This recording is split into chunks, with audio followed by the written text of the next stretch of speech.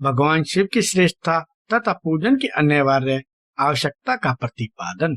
नारद जी बोले, ब्राह्मण प्रजापति आप धन्य हैं, क्योंकि आपकी बुद्धि भगवान शिव में लगी है। विप्रो, आप पुनः इसी विषय का सम्यक प्रकार से विस्तार पूर्वक वर्णन कीजिए। ब्रह्मा जी ने कहा, तात एक समय की बात है, मैं सब ओर से ऋषियों को तथा देवताओं को बुलाकर उन सबको क्षीर सागर के तट पर ले गया, जहाँ सबका हित साधना करने वाले भगवान विष्णु निवास करते हैं।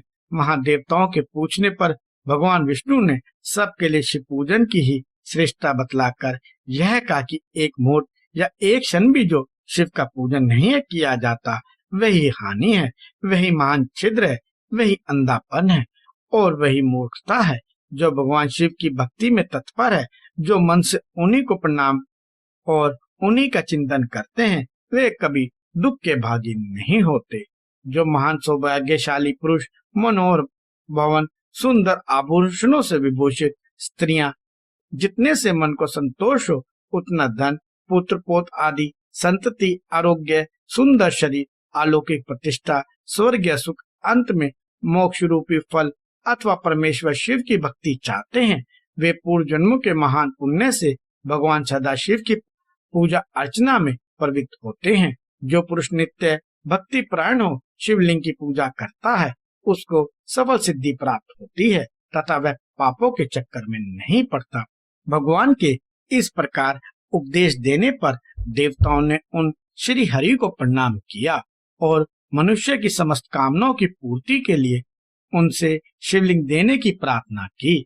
मुनि श्रेष्ठ उस प्रार्थना को सुनकर जीवों के उद्धार में तत्पर रहने वाले भगवान विष्णु ने विश्वकर्मा को बुलाकर कहा, विश्वकर्मन, तुम मेरी आज्ञा से संपूर्ण देवताओं को सुंदर शिवलिंग का निर्माण करके दो।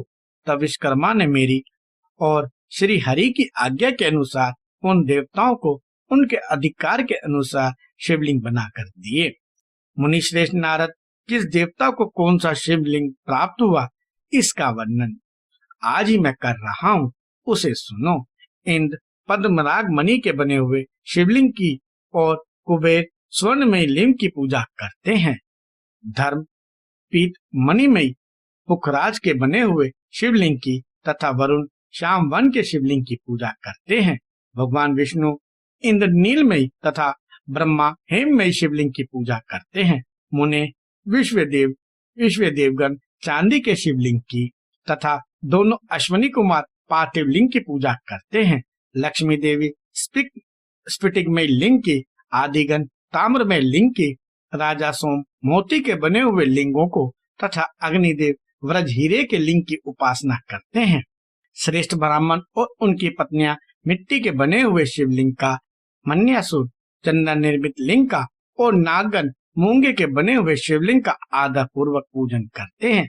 देवी मक्खन के बने हुए लिंग की, योगी जन भस्म लिंग की, यक्षगण दशी निर्मित लिंग की, छाया देवी आटे से बनाए हुए लिंग की और ब्रह्म पत्नी रत्नमय शिवलिंग की निश्चित रूप से पूजा करती हैं। बानासुर पारद या पार्थिव लिंग की पूजा करता है। दूसरे लोग भी ऐसा ही करते हैं।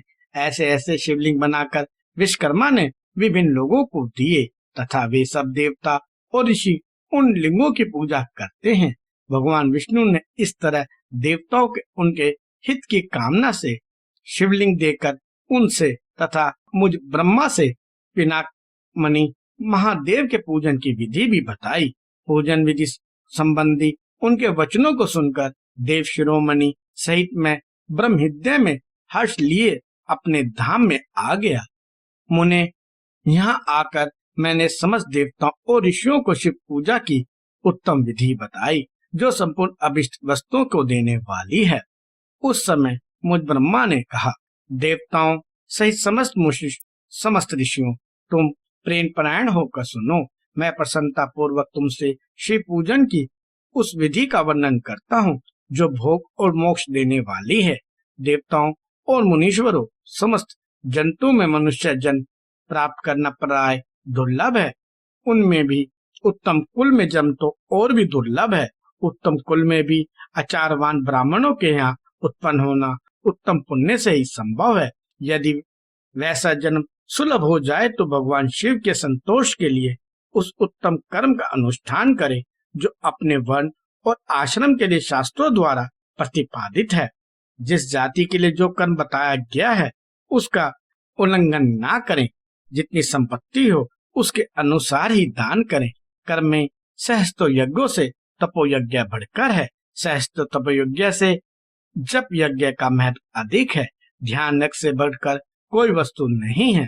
ध्यान ज्ञान का साधन है, क्योंकि योगी ध्यान के द्वारा अपने इष्ट देव समरस शिव का साक्षात्कार करता है। ध्यान यज्ञ में तत्पर रहने वाले उपासक के लिए भगवान शिव सदा ही सन्निहित है। जो विज्ञान से संपन्न है उन पुरुषों की शुद्धि के लिए किसी प्रायश्चित आदि की आवश्यकता नहीं है। मनुष्य जो जब तक ज्ञान की प्राप्ति न हो तब तक वह विश्वास दिलाने के लिए कर्म से ही भगवान शिव की आराधना करे। जगत के लोगों को एक ही परमात्मा अनेक रूपों में अभिव्यक्त हो रहा है। एकमात्र भगवान सूर्य एक स्थान में रहकर भी जलाशय आदि विभिन्न वस्तुओं में अनेक से दिखते हैं। देवताओं संसार में जो जो सत और असत वस्तु देखी या सुनी जाती है वह सब पर ब्रह्म शिव रूप ही है, ऐसा समझो। जब तक तत्व ज्ञान न हो जाए तब तक प्रतिमा की पूजा आवश्यक है। ज्ञान के अभाव में भी जो प्रतिमा पूजा की अवहेलना करता है उसका पतन निश्चित है। इसलिए ब्राह्मणों यह यथार्थ बात सुनो। अपनी जाति के लिए जो कर्म बताया गया है उसका पत्नी पूर्वक पालन करना चाहिए। जहाँ जहाँ यथावत भक्ति हो उस आराध्य देव का पूजन आदि अवश्य करना चाहिए, क्योंकि पूजन और दान आदि के बिना पातक दूर नहीं होते। जैसे मैले कपड़ों में रंग बहुत अच्छा नहीं चढ़ता है, किंतु जब उसको धोकर स्वच्छ कर लिया जाता है तब उस पर सब रंग अच्छी तरह चढ़ते हैं। उसी प्रकार देवताओं की भली भांति पूजा से जब त्रिविध शरीर पूर्णतः निर्मल हो जाता है तब उस पर ज्ञान का रंग चढ़ता है और तभी विज्ञान का प्रकाट्य होता है। जब विज्ञान हो जाता है तब भेदभाव की निवृत्ति हो जाती है।